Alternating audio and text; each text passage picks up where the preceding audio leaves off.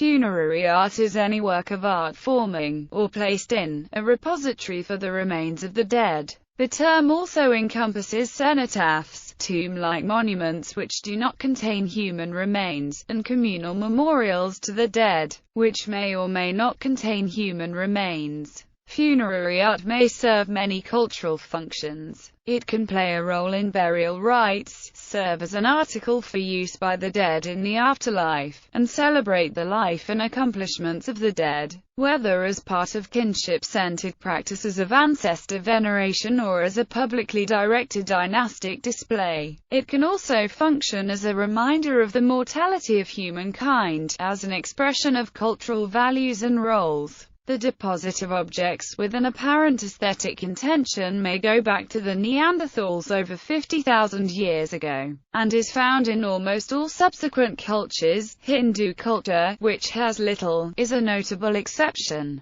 Many of the best-known artistic creations of past cultures, from the Egyptian pyramids and the Tutankhamun treasure to the terracotta army surrounding the tomb of the Keen Emperor, the Mausoleum of Halicarnassus, the Sutton Hoo ship burial and the Taj Mahal, are tombs or objects found in and around them. In most instances, specialized funeral art was produced for the powerful and wealthy. Although the burials of ordinary people might include simple monuments and grave goods, usually from their possessions, an important factor in the development of traditions of funerary art is the division between what was intended to be visible to visitors or the public after completion of the funeral ceremonies. The Tutankhamun treasure, for example, though exceptionally lavish, was never intended to be seen again after it was deposited, while the exterior of the pyramids was a permanent and highly effective demonstration of the power of their creators.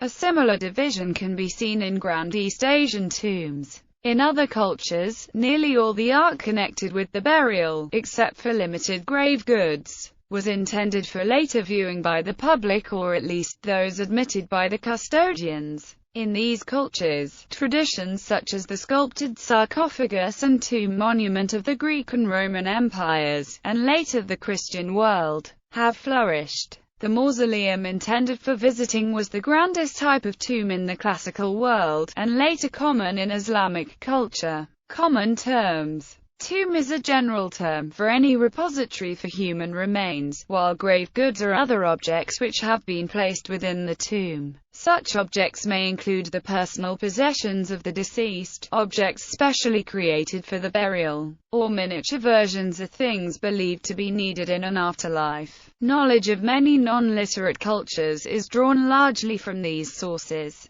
A tumulus, mound, kurgan, or long barrow covered important burials in many cultures, and the body may be placed in a sarcophagus, usually of stone, or a coffin, usually of wood. A mausoleum is a building erected mainly as a tomb, taking its name from the mausoleum of Mausolus at Halicarnassus. Stela is a term for erect stones that are often what are now called gravestones. Ship burials are mostly found in coastal Europe, while chariot burials are found widely across Eurasia. Catacombs, of which the most famous examples are those in Roman Alexandria, are underground cemeteries connected by tunneled passages. A cenotaph is a memorial without a burial. The word funerary strictly means of or pertaining to a funeral or burial, but there is a long tradition in English of applying it not only to the practices and artifacts directly associated with funeral rites,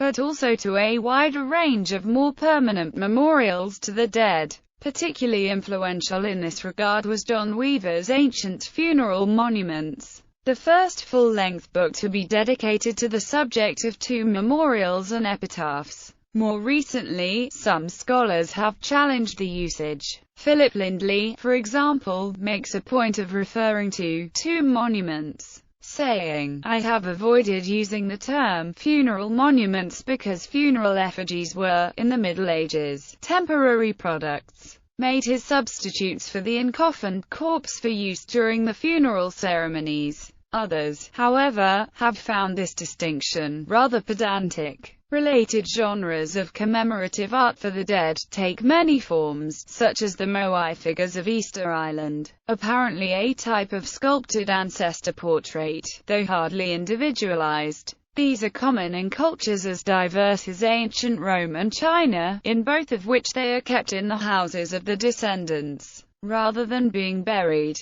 Many cultures have psychopomp figures, such as the Greek Hermes and Etruscan Charon, who help conduct the spirits of the dead into the afterlife.